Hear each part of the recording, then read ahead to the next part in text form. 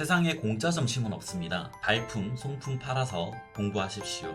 여러분, 부자 되고 싶으시죠? 네, 저도 부자 되고 싶어서 12년간 달려왔습니다. 그 과정에서 저는 노점상부터 시작해서 창업을 선택했고요. 이 영상에서는 1억만 모아도 미친 듯이 돈이 모이는 이유, 그리고 제가 12년간 창업에 6억을 투자하며 깨달은 더 나은 창업 방법에 대해 이야기를 해보려고 합니다. 영상을 찍다 보니까 1억을 모으면 왜 더 빨리 부자가 될 가능성이 많은지 설명을 안 드렸더라고요. 그래서 덧댑니다. 1억을 모으면 할 수 있는 게 일단 많아집니다. 투자도 이런 종잣돈이 없을 때와 있을 때는 결이 달라질 거고요. 저만 하더라도 20살 때 돈이 아예 없을 때는 월급 100만원 받아가지고 금펀드, CMA 이런 것밖에 못했습니다.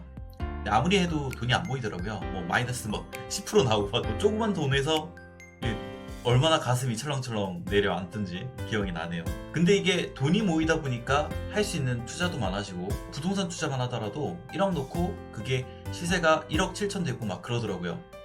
그래서 옛날 어르신들이 종잣돈부터 모으라는 이유가 이거였구나 라는 생각도 들었습니다.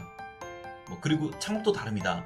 요즘에 무자본 창업, 소자본 창업 이렇게 하는데 결국 돈이 없으면 시간을 훨씬 많이 투자해야 되는 것이 맞거든요. 자본이 적은 만큼 노력을 해야 됩니다. 근데 1억이면은 제대로 된 창업을 할 수가 있어요. 1억 창업이면은 지금 우리 자국만 하더라도 쇼핑몰 프랜차이즈 내 브랜드로 운영할 수가 있습니다. 한 건당 순수익 많이 남는 거는 710도 남습니다. 대박이죠. 그리고 내가 원하는 물건을 또 뗄 수가 있어요. 오프라인 그런 프랜차이즈 못지않게 가능성이 넘치죠. 그래서 유지비도 제로고 월세도 안 나가기 때문에 리스크도 완전 제로입니다. 망할 일이 없어요. 회사 다니면서 준비할 수 있으면은 이것만한 창업이 또 없죠. 실제로 제 동업자 중 한 분은 이걸로 월 1,000만원 넘게 달성을 하셨습니다. 이렇듯이 1억만 모아도 그 전과는 비교할 수 없이 가능성이 더 높아진다는 거는 저는 정말 많이 느꼈습니다. 저는 12년 전에 부자가 되기 위해서 작은 노점상부터 시작을 했습니다. 그리고 번 돈을 모아서 차츰 더 큰 사업에 도전하게 되었죠. 결국 저는 12년 동안 총 6억 원이라는 돈을 투자하게 되었어요. 처음부터 6억을 쓴 건 아니었지만은 점차 더 많은 자본을 투입을 했습니다. 그러나 그 과정에서 모든 일이 계획대로 되진 않았습니다.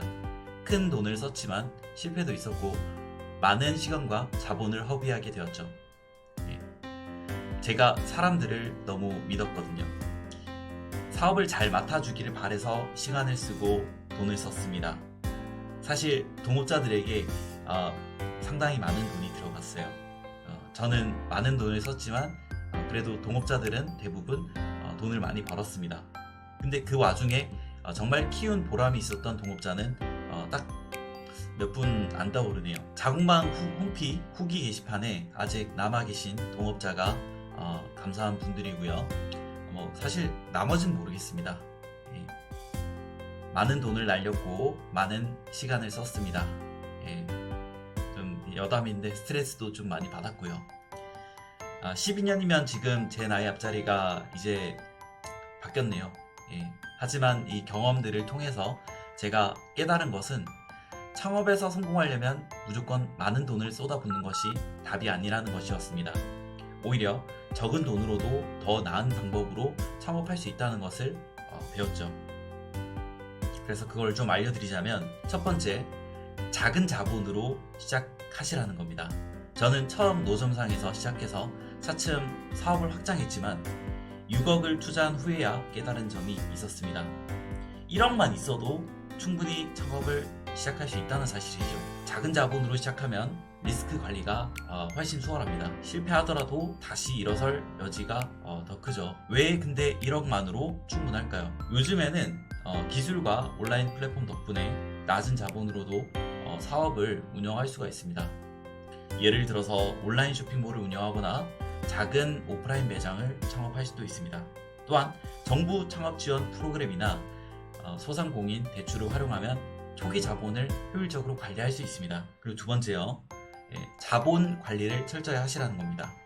제가 창업에서 배운 가장 큰 교훈 중 하나는 자본을 어떻게 관리하느냐입니다. 초반에 작은 돈을 모으기 위해서 노점상을 시작했고, 제가 노점상 외에도 쇼핑몰부터 해가지고 정말 다양한 일들을 많이 했습니다. 그 자수성 공방에 보시면 나와 있겠지만 한 뭐 10대 개도 넘어요. 예, 그러면서 사실 제가 가난한 집에서 좀 태어났다 보니까 물려받은 돈이 아니라 어디서 지원받은 돈이 아니라 제 힘으로 번 그 돈을 갖다가 사업에 전부 다 올인을 한 거죠. 뭐 물론 부동산 투자도 좀 하긴 했지만, 그렇게 제가 점차 큰 사업을 운영하면서 자본 관리의 중요성을 좀 절실히 깨닫게 되더라고요. 자, 그럼 어떻게 자본 관리를 또 해야 될까요? 운영 자금과 투자 자금을 명확하게 구분하는 것이 중요합니다. 사업 운영을 위해서 반드시 필요한 비용은 따로 확보하고 나머지 자금을 사업 확장을 위해 투자해야 됩니다. 리스크 대비적으로 예비 자금을 확보를 하세요. 저는 실패한 경험을 통해서 최소 6개월치 운영비를 따로 보유하는 것이 얼마나 중요한지 알게 되었습니다. 예상치 못한 상황이 언제든지 발생할 수 있잖아요. 네, 그리고 세 번째, 성공은 꾸준한 성장을 통해 옵니다. 처음에는 큰 성공을 기대하기보다는 꾸준히 자산을 키워나가는 것이 성공의 열쇠입니다. 저도 노점상에서 시작해가지고 서서히 사업을 확장했듯 작은 성공들이 쌓이면 큰 성공이 찾아옵니다. 왜 꾸준한 성장이 중요할까요? 창업 초기에 큰 시장을 겨냥하기보다는 작은 시장에서 확실한 성공을 이루는 것이 더 안전하기 때문입니다. 이렇게 작은 성공을 쌓아가면서 점차 확장할 수 있거든요. 공리의 힘은 사업 성장에도 유효합니다.